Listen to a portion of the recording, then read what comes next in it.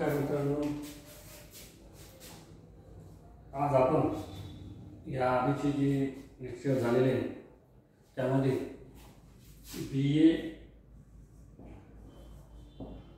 Second year या वर्गाकरता जो विद्यापीठाने आपल्याला GIS हा पेपर दिलेला आहे। GIS म्हणजे भौगोलिक माहिती प्रणाली। या पेपरचा अभ्यास आपण या आधी झालेल्या अनेक लेक्चरमध्ये घेतलेला आहे आणि या आधीच्या लेक्चरमध्ये आपण या विषयासंबंधित 3 महत्त्वाचे पॉईंट ज्यामध्ये इंट्रोडक्शन असेल, डेफिनेशन असेल आणि हिस्ट्री ऑफ GIS हे 3 महत्त्वाचे पॉईंट आपण बघितले। आणि कालच्या झालेल्या आपल्या लेक्चरमध्ये मी तुम्हाला या GISचे ओपन सोर्सेस जे टॉप 10 म्हणजे GIS सॉफ्टवेअर आहे त्याची पूर्ण माहिती आपल्याला दिलेली आहे। आणि या GISचे जे ओपन सोर्सेस टॉप 10 जे म्हणजे सॉफ्टवेअर आहे हे आपण डाउनलोड करू शकता आणि ते आपल्या लॅपटॉपमध्ये किंवा डेस्कटॉपमध्ये आपण डाउनलोड करून त्यावरती सुद्धा आपण काम करू शकता। आणि यामध्ये आपल्याला कोणत्याही प्रकारचं पैसा किंवा म्हणजे त्या ठिकाणी कोणत्याही प्रकारचा खर्च या ठिकाणी येणार नाही। फक्त यामध्ये QGIS हा जो नवीन QGIS 3 हा अत्यंत महत्त्वपूर्ण आणि आपल्या भूगोल विषयासाठी जे काही आपल्याला वेगवेगळ्या कामाकरता आपल्याला प्रोजेक्ट तयार करायचा असेल, काही विद्यार्थ्यांची जर समजा विविध स्वरूपाचा डाटा कलेक्ट करायचा असेल, आपल्या शेती संबंधित माहिती घ्यायची असेल, आपल्या एरियातील लँड यूज संबंधित, टेम्परेचर संबंधित, ॲग्रिकल्चर वॉटर बॉडीज संबंधित किंवा रेनफॉल संबंधित विविध प्रकारचा जर डाटा आपल्याला कलेक्ट करायचा असेल, त्याच्यावरती मॅप तयार करायचे असेल, ग्राफ तयार करायचे असेल तर तुम्ही या ठिकाणी या QGIS मध्ये आपण करू शकता। आणि हे अत्यंत उपयुक्त GIS म्हणजे अनेक GIS पैकी हे GIS महत्त्वाचे आहे। आणि ज्यांना बऱ्याच कंपन्या असतात त्यांच्याकडे कंपनी वगैरे आहे, त्या कंपनीमध्ये ArcGIS हे सॉफ्टवेअर आहे, पण त्यासाठी आपल्याला एक किंमत त्या ठिकाणी पैसे हे त्या ठिकाणी द्यावे लागतात। तर आजचा आपला जो अत्यंत महत्त्वाचा पॉईंट आहे पुढचा तो म्हणजे ऑब्जेक्टिव्ह ऑफ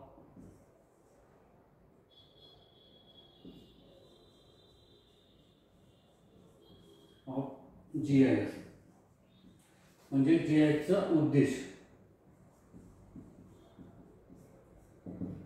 काय उद्देश आहे, कोणत्या उद्देशामुळे आपण ह्या GIS चा जो अभ्यास आपण केला पाहिजे, कोणत्या कारणासाठी GIS चा अभ्यास आपण केला पाहिजे, त्याचे उद्दिष्ट जे आहे किंवा हे उद्दिष्ट जे आहे हे उद्दिष्ट आपल्याला या ठिकाणी ऑब्जेक्टिव्हज ऑफ GIS आपल्याला आज बघणार आहोत। यामध्ये वेगवेगळे उद्देश डोळ्यासमोर ठेवून किंवा आधुनिक म्हणजे काळामध्ये कोणत्या आपल्याला अडचणी येऊ शकतात, त्याच्यावर कशा प्रकारे आपण मात केली पाहिजे, कशा प्रकारे प्रत्येक क्षेत्रातला डाटा आपण कलेक्ट केला पाहिजे आणि तो दाखवण्याचा आणि ते आधुनिक पद्धतीने अत्यंत कमी कालावधीमध्ये आपण कशा प्रकारे दाखवू शकतो असं अद्ययावत सॉफ्टवेअर तयार करण्याचं काम प्राचीन काळात म्हणजे बऱ्याच आधुनिक तुम्हाला हिस्ट्री ऑफ GIS जे सांगितलं आहे त्याच्या हिस्ट्री ऑफ GIS मध्ये तुम्हाला या संबंधीची पूर्ण माहिती दिली आहे। तर आपण उद्दिष्टामध्ये जर बघितलं तर पहिला सर्वात महत्त्वाचं उद्दिष्ट आहे, कारण का कोणतेही काम करताना कोणतंही सॉफ्टवेअर तयार करताना ते उद्दिष्ट समोर ठेवूनच त्यासाठी आपण काम केले जाते। जसं आपण जर आज बघितलं की आपण व्हॉट्सअप पहिले आपल्याला जर मेसेज पाठवायचा होता तर त्या मेसेजच्या वेळेस फक्त आपण टेक्स्ट मेसेज आपल्या मोबाईलमधून पाठवू शकतो, परंतु आज आपल्याला व्हॉट्सअप आला आहे। व्हॉट्सअपचं पहिलं व्हर्जनमध्ये सुद्धा फक्त आपल्याला काही व्हिडिओज किंवा आपल्याला व्हॉट्सअपमध्ये आपल्याला फक्त मेसेज पाठवता येते। आज आपण स्टेटस पण ठेवू शकतो। त्यानंतर AIचं त्यामध्ये आज नवीन फंक्शन आलेलं आपल्याला दिसून येते। म्हणजे अशा प्रकारे त्याच्यामध्ये चेंजेस होत जातात आणि त्यांचं दूरच्या दृष्टीने उद्दिष्ट ठेवून ते सॉफ्टवेअर वापरले जाते।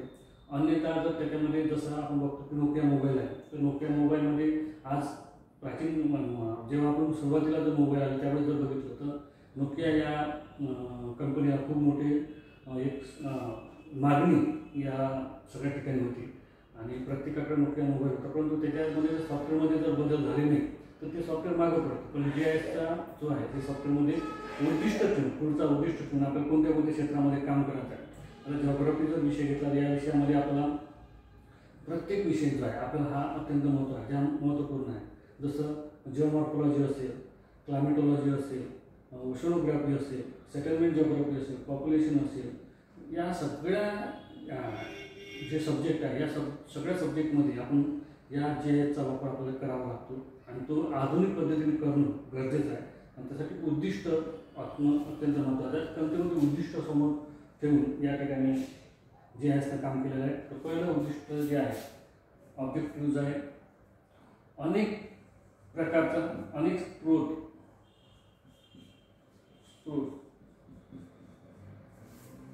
हे अनेक स्रोतमधून जे डाटा आहे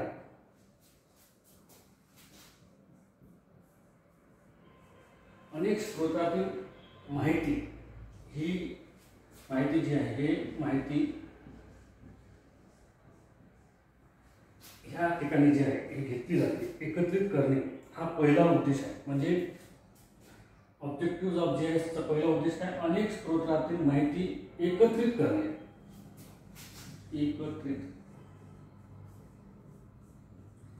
हा अत्यंत महत्त्वाचा पहिला उद्दिष्ट जे आहे हे ऑब्जेक्टिव्ह आहे GISचे असलेले आपल्याला दिसून येते.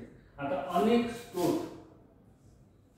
स्रोत म्हणजे काय की आता जसं आपण बघतो की आपल्याला जर GIS सॉफ्टवेअरमध्ये काम करायचं असेल, कोणत्याही GIS घेतला आपण, त्या GISचा उद्दिष्ट हा अनेक जे काही वेगवेगळे स्रोत आहे त्या स्रोतमधून डाटा घेणे आणि त्या डाटाला प्रेझेंट करणे हा असला पाहिजे. एकाने दोन स्रोत जर घेतलं, जसं आपण बघितलं की टॉप 10 GIS ज्यामध्ये बघितलं पहिलं 10 नंबरचं जर GIS आहे तर त्याच्यामध्ये आपण फक्त ग्राफ बनवू शकतो, मॅप बनवू शकतो.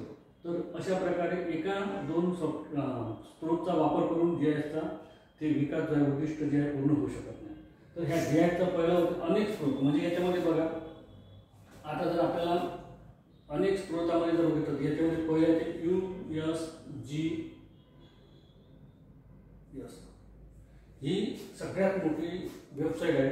USGS यामध्ये आपण बघू शकतो की या वेबसाईटचा जो आहे मधील हा डाटा देणारी वेबसाईट आहे. आणि एक याच्यातला डाटा म्हणजे बघा आपल्याला याच्यामध्ये DEM डिजिटल इलेव्हेशन मॉडेल्स हे मॉडेल्स सुद्धा आपण याच्यातून डाउनलोड करून ह्या GIS मध्ये याचा आपण वापर करू शकतो. म्हणजे हा स्रोत याच्यातला युनायटेड स्टेट जिओलॉजिकल सिस्टीम हा जर आपण एक स्रोत आहे, एक प्रणाली आहे, या स्रोत या प्रणालीमधून काय करू शकतो आपण ज्या आपण www. हा जर गुगलवरती आपण टाईप केला आणि USGS.in आपण याला जर सर्च केलं तर आपल्याला या प्रकारची युनायटेड स्टेट जिओलॉजिकल सिस्टीम ही एक वेबसाईट ओपन होते. आणि या वेबसाईटमध्ये सॅटेलाईटच्या द्वारे म्हणजे प्राथमिक सॅटेलाईट 6 असेल, 5 असेल, सॅटेलाईट 6 असेल, सॅटेलाईट 7, 8, 9 या प्रकारचे सॅटेलाईटद्वारे म्हणजे आधीच्या सॅटेलाईटपासून तर आधुनिक काळाच्या सॅटेलाईटद्वारे ज्या ज्या भूपृष्ठावरच्या पूर्ण म्हणजे पृथ्वीच्या जे इमेजेस त्यांनी घेतलेले आहे, जे DEM ही फाईल म्हणतात, DEM फाईल म्हणतात त्याला, ही DEM फाईल आपण त्यांनी घेतलेले जे फोटो आहे हे फोटो आपण त्या ठिकाणी डाउनलोड करू शकतो. ही डाउनलोड करताना या स्रोतचा वापर आपण GIS मध्ये करू शकतो. म्हणजे एक महत्त्वाचा स्रोत हे वेबसाईट आपल्याला असले दिसून येते. याच्यामध्ये आपण जर आतमध्ये गेलं तर याच्यामध्ये टेम्परेचरपासून, रेनफॉलपासून तर व्हेजिटेशनपासून तर सॉईल इरोजन असेल, ग्लॅशियल असेल म्हणजे बर्फाचा संबंधित असेल, तुम्हाला ओशनोग्राफी संबंधित माहिती पाहिजे असेल, लँड कव्हर संबंधित माहिती पाहिजे असेल तर ही पूर्णच्या पूर्ण माहिती जी आहे हे स्रोत अत्यंत महत्त्वपूर्ण आहे. याच्यावर आपण याच्यातला घेतलेला डाटा हा आपण GIS मध्ये एक महत्त्वाचा म्हणजे एकच अनेक स्रोत यामध्ये USGIS असेल, इंडियामधलं www.bhuvan असेल, ह्या भुवनमध्ये सुद्धा भारतातील अनेक राज्य, प्रत्येक पूर्ण राज्यातील अनेक प्रकारचे DEM फाईल असेल, land use land cover file असेल, अर्बन म्हणजे शहराचा विस्तारीकरण कशा प्रकारे झालं याच्या संबंधित प्राथमिक माहिती असेल, पूर्ण सागर किनारे जे आपल्या भारतातील सागर किनाऱ्यासंबंधित माहिती असेल, खनिज संपत्ती संबंधित माहिती असेल, तर ही सगळी माहिती जी आहे ही जिओमॉर्फॉलॉजिकल माहिती ही आपल्याला या स्त्रोतपासून या जे GIS मध्ये याचा वापर आपण करू शकतो. त्यानंतर सर्वे ऑफ इंडिया या ठिकाणी जे टोपोशीट आहे या टोपोशीटचा वापर सुद्धा आपण सर्वे ऑफ इंडियामधून घेऊ शकतो आणि याचा सुद्धा वापर आपण या GIS मध्ये या स्त्रोतचा वापर आपण GIS मध्ये करू शकतो. म्हणजे अशा प्रकारे ESRI environmental survey environmental system research institute environmental system research institute म्हणून हा एक सुद्धा वेबसाईट अत्यंत महत्त्वपूर्ण आहे, प्रभावी स्वरूपाची आहे. या ठिकाणी जेवढे काही डाटा असेल लँड यूज संबंधित वेगवेगळ्या स्वरूपाचे डाटा असतात तर याच्या आपल्याला यूज म्हणजे या ठिकाणी जे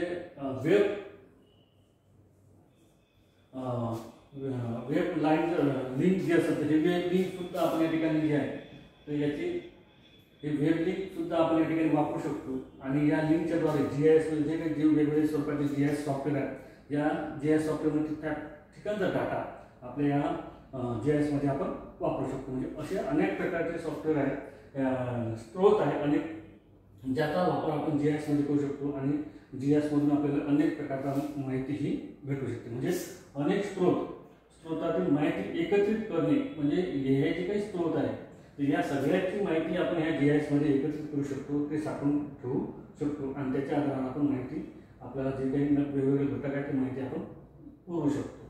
तर दुसरं महत्त्वाचा उद्देश आहे या ठिकाणी आपण बघू शकतो जलद गतीने माहिती प्राप्त करणे. जलद गतीने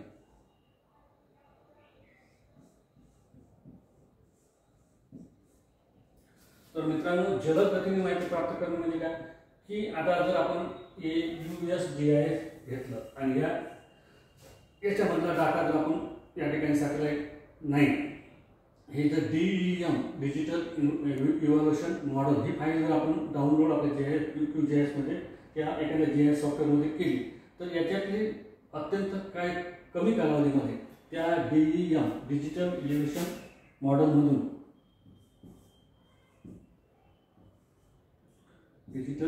मॉडेलमधून आपण ही जर फाईल घेतली म्हणजे ह्याचा सॅटेलाइट जे इमेजेस आहे ही इमेजेस जर घेतली तर आपण समजा जालना जिल्हा घेतला तर या जालना जिल्ह्याला आपण त्याला जे त्याची बॉर्डर आहे लाईन आहे म्हणजे जे काही आउटलाईन आहे आउटलाईन सुद्धा आपण त्याची फाईल तयार करू शकतो, आउटलाईन तयार करू शकतो. त्यामध्ये जिओमॉर्फॉलॉजिकल असेल, रिव्हर असेल, रिव्हर स्ट्रीम ऑर्डर असेल, रिव्हर स्ट्रीम ऑर्डर असेल, या सगळ्या गोष्टीचा आपण त्या ठिकाणी डाटा जो आहे हा जलद गतीने या आपल्या सॉफ्टवेअरमध्ये GIS मध्ये आपण तयार करू शकतो आणि तो मॅप आपण दाखवू शकतो. म्हणजे एवढा कमी कालावधी म्हणजे जसं आपल्याला आज जर आपल्या GISचा वापर जर नसता तर आपल्याला या ठिकाणची बॉर्डर तयार करण्यासाठी आपल्याला आपण आधी जेव्हा जॉग्राफीमध्ये जेव्हा आपण बघतो की काही नकाशे जे आहेत हे इनलार्ज आणि रिड्यूस या पद्धतीने आपल्याला लहान मोठे करावं लागलं तर त्यासाठी एक सॉफ्टवेअर होतं आणि त्या सॉफ्टवेअरचा वापर करून आपण नकाशा जो आहे मोठा आणि त्याचप्रमाणे लहान कमी स्केलवर आणि लहान मोठ्या स्केलवरती आपण हा नकाशा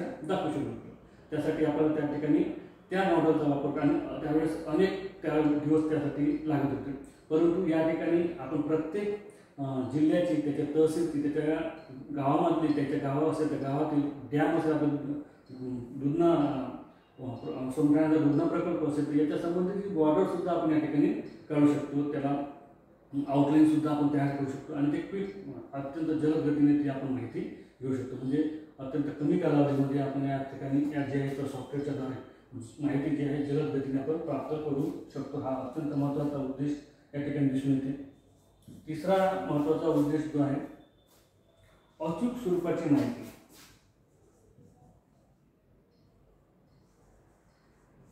अचूक स्वरूपाची माहिती मित्रांनो आपण जर बघितलं की याच्या आधी जे काही आपल्याला जे स्त्रोत भेटत होते का जे डाटा कलेक्शन आपण ज्या ठिकाणी करत होतो एक तर त्यामध्ये आपण सर्वे करत होतो एखाद्या गावातच. आता आपण एखाद्या गावात जर घेतलं या ठिकाणी कडेगाव जर घेतलं तर या कडेगावामध्ये आपल्याला जाऊन त्या ठिकाणचा सर्वे करायला लागतो. त्या ठिकाणी पॉप्युलेशन प्रत्येक घरी जाऊन पॉप्युलेशन किती, लोकसंख्या किती, स्त्री पुरुष प्रमाण किती, मुलं किती, 18 वर्षाच्या आधीची मुलं किती, शिक्षण किती, या सगळ्या वयोगटानुसार सगळे डाटा आपण एकत्र करू शकतो.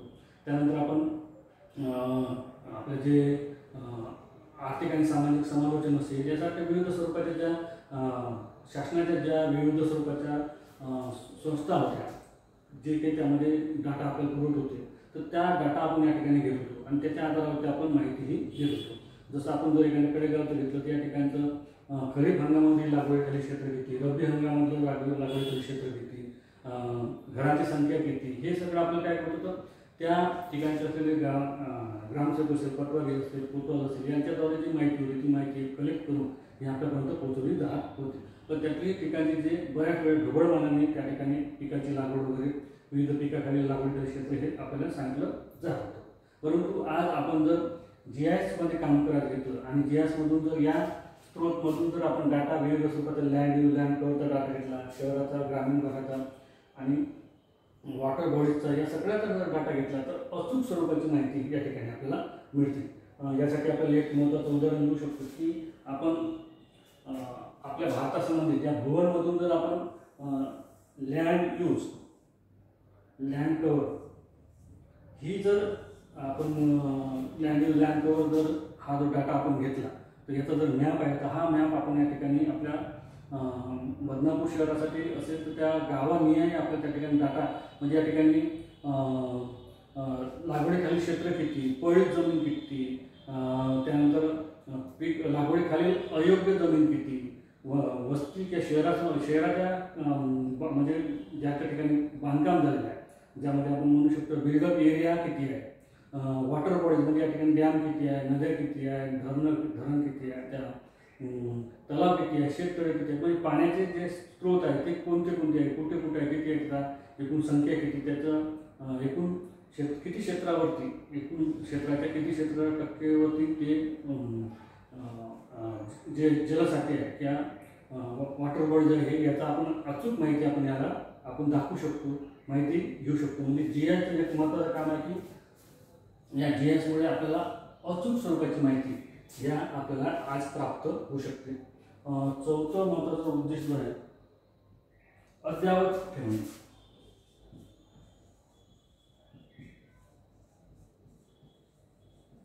तर मित्रांनो आपण आता ह्या USGI भुवन असेल, सर्वे ऑफ इंडिया असेल, ESRI असेल, अनेक वेबसाईट आहेत. त्या वेबसाईटवरून तुम्ही हा जो डाटा घेतला तो डाटा म्हणजे मागील 20 वर्ष, 25 वर्ष, 30 वर्ष, 40 वर्ष या आधीचा म्हणजे डाटा ते आज 2024चा डाटा तो आपण डाटा अद्ययावत डाटा आपण प्राप्त करू शकतो. म्हणजे आज जर आपण बघितलं की आजचं जर ॲटमॉस्फिअर संबंधित डाटा असेल तर ढगाळ वातावरण कुठं आहे, त्याचं टेम्परेचर किती आहे, कोणत्या ठिकाणी ढगाळ वातावरण जास्त आहे, पर्जन्याचं प्रमाण कोणत्या ठिकाणी जास्त आहे, तर याचा अद्ययावत डाटा या GISद्वारे आपल्याला विविध वेबसाईटद्वारे कलेक्ट करून तो आपण दाखवू शकतो.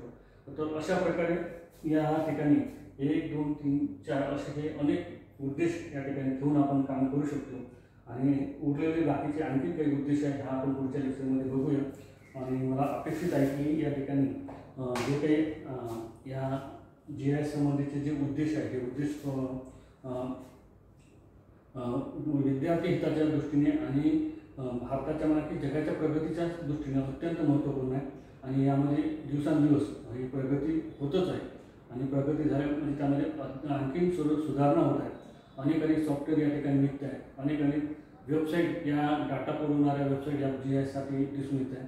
आणि त्यामुळे या प्रकारची उद्देशाचा अभ्यास आपण या ठिकाणी करणं गरजेचं आहे. या ठिकाणी आपण आज 4 उद्देशाचा अभ्यास केलेला आहे. पुढच्या लेक्चरला आपण उरलेल्या बाकीच्या उद्देशाचा अभ्यास या ठिकाणी करूया. आणि मला अपेक्षित आहे की हा पॉईंट आपल्या लक्षात आलेला असेल आणि पुढील भागामध्ये पुढील लेक्चरमध्ये या संबंधित माहिती आपण बघू. धन्यवाद.